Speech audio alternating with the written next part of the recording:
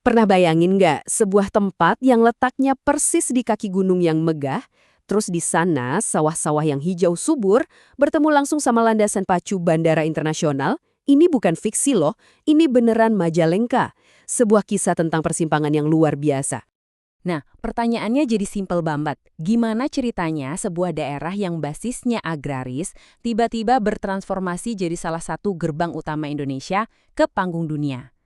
Jawabannya itu ada dalam sebuah perjalanan panjang yang melintasi sejarah, budaya, dan berbagai perubahan. Yuk, kita telusuri bareng-bareng. Oke, kita mulai dari yang paling dasar dulu ya, tapi justru ini yang sering kali paling menarik, namanya.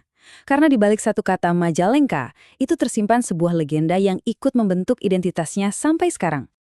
Jadi, Majalengka itu ternyata gabungan dari dua kata Sunda. Yang pertama itu maja, ini nama sejenis buah yang mungkin mirip-mirip jeruk pahit gitu.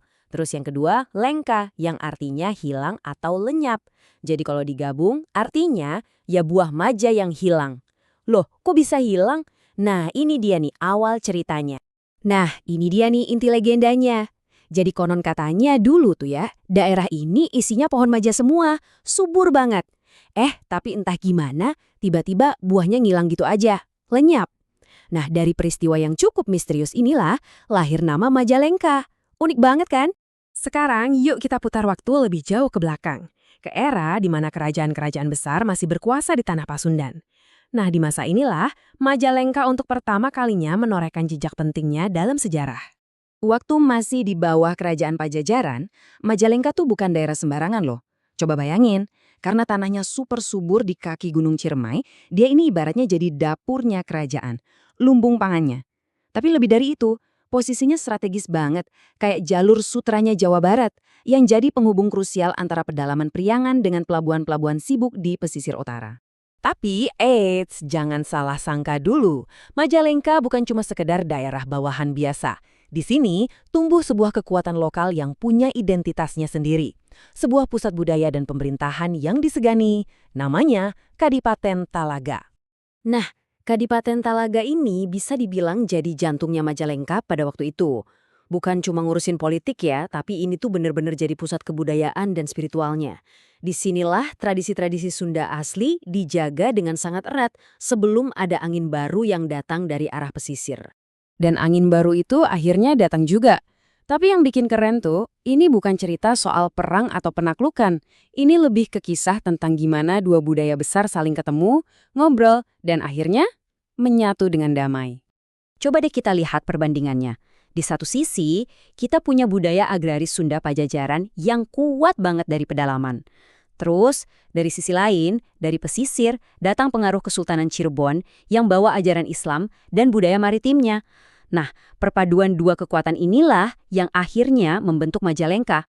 Dan ini poin yang paling penting, prosesnya berjalan damai. Pengaruh dari Cirebon itu nggak datang buat menghapus yang lama, tapi justru melengkapi dan menambah warna baru.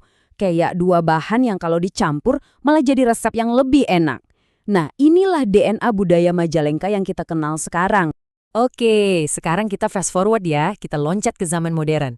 Dan ternyata DNA Majalengka sebagai persimpangan ini nggak hilang sama sekali. Malah, berevolusi ke level yang sama sekali baru. Sekarang skalanya udah global. Jadi, kalau kita ringkas, perjalanannya Majalengka tuh kayak gini. Dimulai sebagai fondasi agraris di era Sunda, terus berkembang jadi pusat kuasa lokal di masa Talaga, lalu mengalami perpaduan budaya dengan Cirebon, dan puncaknya, di era modern, menjadi gerbang internasional. Ada dua pendorong utamanya. Pertama, infrastruktur jalan yang dibangun di masa Belanda. Tapi, lompatan terbesarnya, lompatan raksasanya, tentu aja kehadiran Bandara Internasional Kertajati. Proyek inilah yang benar-benar melontarkan Majalengka dari panggung regional langsung ke panggung global. Pada akhirnya, intinya tuh kisah Majalengka ini pas banget digambarkan dengan kalimat tanah yang berubah namun tetap berakar. Artinya, meskipun sekarang di atasnya lalu lalang pesawat jet dari seluruh dunia, akarnya yang berasal dari tradisi Sunda dan Cirebon itu tetap kokoh menopangnya. Dan itulah yang bikin Majalengka jadi spesial. Cerita Majalengka ini jadi bikin kepikiran ya. Gimana dengan daerah kita masing-masing? Coba deh sekarang kamu lihat sekelilingmu. Kira-kira jejak sejarah apa sih yang ngebentuk identitas tempat kamu tinggal sekarang? Bisa jadi nama jalan, bangunan tua, atau mungkin stasiun kereta. Karena ternyata sejarah itu nggak cuma ada di buku pelajaran, tapi ada di tiap sudut kota kita.